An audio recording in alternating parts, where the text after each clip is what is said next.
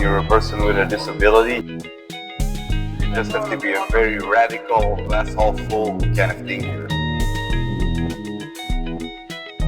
We are here with our lovely friends Michiel and Chiara. Michiel is from Belgium, Chiara is from Italy, and they are in La Paz, having just biked here all the way from Alaska. As if that were not impressive enough, Michiel is actually paralyzed basically from the waist down. Not fully, but yeah, mostly. I can use my legs a bit, but not all. In order to walk, Michiel actually has to use crutches. So he did not use a normal bike to get here, he actually had to use a handbike. So Alaska, all the way to the southern tip of Baja. What the hell is the matter with you two? What on earth made you decide to do this? It's several things. First of all, it's about finding freedom within the disability. I imagine when you get a disability, suddenly your world is very limited. Some people are born with it, but I wasn't. So I had an accident in Thailand. You were 28. Yeah. And so for so much of your life, you had the full capability of your legs, and then all of a sudden that's taken away from you. Yeah, exactly. It gets taken away from you, and your life is very constrained. You're in a wheelchair, but you don't really know how to move this wheelchair around in the world because you need to get up, step, get on the curb. Sometimes the pavement is like this, or there's cobblestone. So it's like the world becomes very threatening. You become scared to move around in the world. And then gradually, as you get used to the wheelchair and you get used to having your disability, which has like a million other small things that change your whole life, going to the bathroom, going to the shower, putting your clothes on. It's like kind of like being reborn again, and you have to learn everything again. Like experiencing your world as way smaller and inaccessible. Very early on, I learned that the handbike was kind of a way around this because you're way more agile in it and you're faster than in the wheelchair or even than crutches. So it offered a new sense of freedom. I've traveled a lot before my accident as well. Yeah, your accident happened in Thailand. It happened in Thailand, so I was traveling when it happened, and I wanted to continue to do so. So I was like, yeah, why not do it with a handbike? And then I started getting the idea to do this travel. First, the idea was to go to India. Then it turned out it was kind of dangerous there to ride the bike, especially on a handbike because you're so low. And then I changed the idea for Patagonia, but the roads, they're pretty tough there. I wanted to be sure that I would be able to drive on good streets. And then, yeah, pretty soon after the idea came to do it from Alaska. That's part of the reasons. First of all, experiencing freedom, experiencing life in a less limited way. But then there's also the aspect of traveling to it and the aspect of kind of showing to the world what people with a disability are capable of. And probably inspiring other people. Yeah, I hope to inspire other people to do this as well. As far as I know, nobody has traveled this way. People have traveled with handbikes, but they're always with sport vehicles. Yeah, there's no safety net. You guys are just on your own, living out of your saddlebags. We are camping, we are not going in the hotel, so... Yeah, it's such a crazy, mind-blowing expedition you guys have been on. So yeah, part of this trying to inspire others brought me to the idea of like, why do I not try to break the world record of the longest hand cycle ride? And then I contacted Guinness Records, and you kind of like outline your record that you want to do, and then they take forever to answer you because they're very slow. I don't know why. You have to pay them to get quicker answers. And then they answered that the old record was 5,421 kilometers. It was from 2002 from an English man. So I was like, okay, that's way too long ago. This record needs to be broken. Yeah. Already 5-6 years ago, I started working on it, making kind of like a dossier, find sponsors, but I never really started working on it, believing that it was actually possible to do it because I didn't have a person to do it with. In my opinion, I think it's pretty impossible to do this travel from Alaska to Mexico, where we are now, alone. Would be really difficult and I think impossible. Is that mostly for emotional reasons or? No, it's for practical reasons. Oh, Both. You're not in an accessible apartment. You know, you're all every day in a different place. Right. Conditions change all the time. We need to be a team in this story because otherwise it would be so hard. Yeah, exactly. And also all of the stuff that we have to carry. We already carry really less things than normal travel. That's a big problem. For example, we have to carry also like catheters. These are extra things that normal cyclists they don't need to carry. So like we carry about like 300 of these. But they're very light, but they take space. Yeah. This is a stupid question. Do catheters go around or do they go up? Inside in your urethra. That sounds awful. But yeah, you don't have if you feel it hurts like hell. Luckily I don't feel it. Yeah. but it's it's annoying. Yeah. The good thing is that you are not incontinent. Yeah, exactly. So this is let's see the positive way. 99% of the time. Yeah. But yeah, like also like for example in up in the north, some part we had to carry 6 or 7 days of food. There was no supermarket, so you need space. You have to carry. It's a volume thing. Yeah. For some background, Michiel and Chiara Yeah. had been dating for about 6 months before she agreed to go on this amazing journey. No, like 1 month. 1 month. Yeah. 1 month. Yeah. I say okay, it sounds cool. I was kind of bored in Portugal, and I was like, I want to do this Alaska project, which was already in the freezer for years. And then I was like,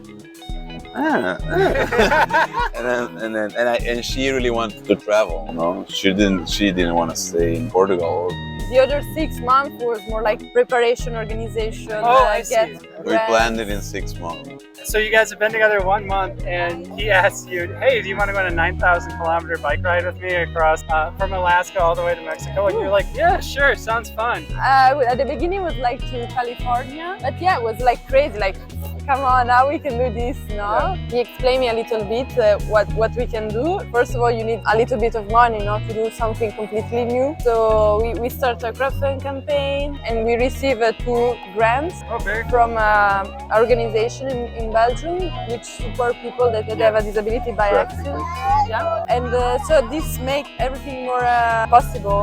And a couple of small sponsors. All of this, of course, kind of like framed by the world record attempt, which helped to motivate people to believe in your story. One of the things that I thought was really fascinating too, correct me if I'm wrong, you were actually almost exclusively wheelchair bound until 2018, and you actually taught yourself to walk with crutches to prepare for this journey ultimately, correct? Yeah, yes and no. Obviously, it was not just for this journey. You know, like life in a wheelchair is really annoying. So you wanna get out of that wheelchair if you can. So in 2018, already for some years I had a little bit of function in my leg, but I just didn't really act on working with that. So in 2018, I had kind of like this light bulb moment, which came upon me during like a meditation session, where you had to draw yourself the way you felt, and then after draw yourself the way you wanted to feel. And when I drew myself the way I felt, I was like small, with my legs curled up in each other. Kind of, it was like a symbolical representation, right? Not actual me,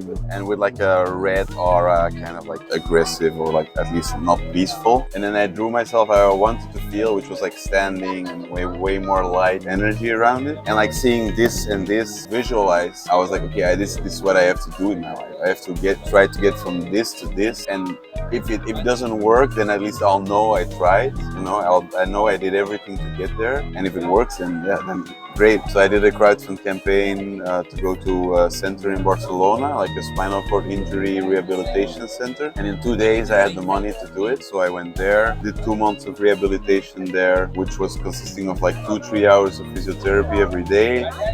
But then I did some things at home by myself as well in the Airbnb where I stayed. I went cycling for 20k with the handbike, the same one I use now, to like get better cardio. And then I was walking in the corridor as well of the Airbnb. So I did those things for 2 months, and at the end of those 2 months I could walk around the block in Barcelona, which was like 800 meters, but it felt like being a fish that was taken out of the water and pushed into the street. Yeah. It was so scary because you're like all the time afraid of falling. I was walking next to the walls of the houses, you know, to like have support of the wall. Right. And I was so slow, but I could do it. It took forever, but I could do it. By this point, you had been wheelchair bound for what, like 5 years or so? Yeah, 5 years, yeah. And then I went home, I continued to train at home by myself, walking up and down the path, leading up to my little house, going to the gym, a regular gym, and doing certain exercises there as well, for the legs as well. And then about a year later, I did another crowdfunding campaign to go to another center in Cambridge,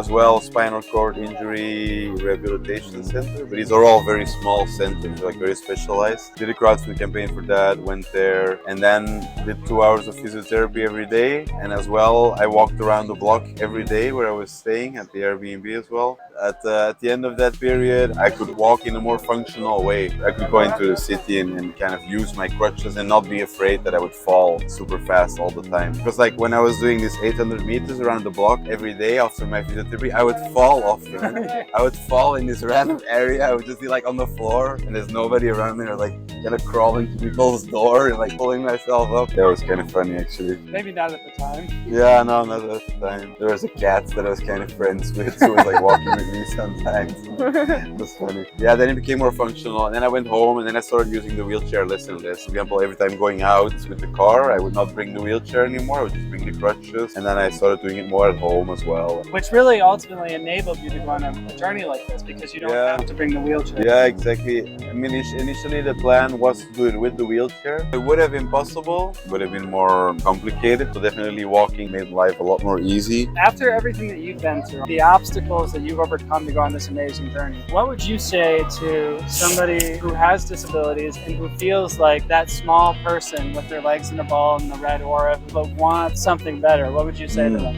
Yeah, I think it's all about your mindset. Your body is the cause of the problem, but I think the solution is in your mind, but how you look at it. Like everything in life, you can look at the glass as half full, or you can look at it as half empty. When you're a person with a disability, you just have to be a very radical, glass half full kind of thinker. You know, you just gotta work with every small ability you got and kind of like make this one bigger. Because I'm not saying everybody can do this. My disability is not that profound, or not that strong. You know, there's people that cannot use their arms and so on. I'm not saying everybody can do a travel like this when they have a disability, but I would definitely recommend people to explore the capabilities of the mind. I did that as well with visualizations and meditation and so on, like visualizing yourself walking and your legs working well. I would tell people to believe in yourself and to not go too much into that stigma that society creates for people with a disability, because it's a thing that you experience from within, but it's also a thing that you experience from society. If everybody in society would be a person with a disability, we would not have a problem, because everything would be wheelchair accessible. But it's because you're living in a world where everybody's walking that is difficult. You gotta create for yourself that world where you see the possibilities. I think a big part of that is exercise. Go out and exercise. Make your body move. Like, it's not because the bottom half of your body is not moving that the rest also doesn't have to move. Your body is in motion. The rest will follow it. If you watch Michiel and Chiara's YouTube channel, as they're traveling from Alaska to Mexico and meeting all these people, staying at different people's houses that they meet along the way, the question that they ask every single person is, what is the meaning of life? And I was curious, what inspired you to make that a central theme of your video series? And for each of you, what is the meaning of life for you personally? Every people that we met, they have really original lives. We don't spend a lot of time with people usually, that you want to get something profound out of these encounters, right? You don't want it to just be like, so what's your favorite food? I think we can all learn something from each other. I think that's the beauty of humanity, that we're on such a spectrum. Everybody searches for meaning in different ways. So I think when people tell us what the meaning of life is to them, it makes you reflect upon your own life, and it kind of makes you reflect on how they see it. And I think it's really interesting because it makes you put things into a different perspective. Yeah, they're kind of like a mix of what the meaning of life can be for me or for you. The meaning of life for me is exploring in the nature, have a relationship and love, be close to the real life. What's like a traveling by bike can give to you. You're really like living outside 24 hours. You have sun, you have wind, you have rain. All the people that you meet during your travel every day, and every day you're always like, you know that in that place you will go, no, you will pass through. So you try to have the best moment, the best time, and of course sometimes it's more hard, and you don't always appreciate when people help us, warm food or just some water, these kind of things. I think cycling and travel like this helped me a lot to be close to what's the meaning of life for me. I like to connect with people and meet people that maybe on a bike, if I was in a car, maybe I would never met these people. Being perpetually surprised by your own life, where everything is new. Yeah, exactly. You've probably read On the Road, Kerouac. I read Dharma Bums, but I haven't read On the Road. To me, it always feels a bit like on the road. It's about being mobile bound, the new experiences every day, and the life of ever-changing surroundings, Yeah, ever-changing people. And it's amazing to see your body, what can do, how far you can move in a week. You can move like Yeah, you get 600 stronger. kilometers. What's the meaning of life for you, Michiel? I think it became kind of clear for me being in a hospital, an opposite of what that was. But in a way, a hospital is kind of like a prison. You know, you have to be there and cannot go out. So your life is very, like I said before, limited with this disability. And I think what it teaches you is that the simplicity of the beauty of life is not far. Like, it's not hard to be happy. It's not difficult to be happy. It's just society that's created all these things that want to make us believe that it's difficult. Like, you need to achieve it through the next new iPhone. All these things that society and companies try to influence us with, and I believe they've kind of created this poverty of the mind in a lot of Western people. So I believe the meaning of life is just about being in contact with nature, with the real world, which we've known for thousands and thousands of years, and which we've lived in, and which we've evolved as human beings. We haven't evolved in cities where everything's made to influence you and make you buy shit that you don't need.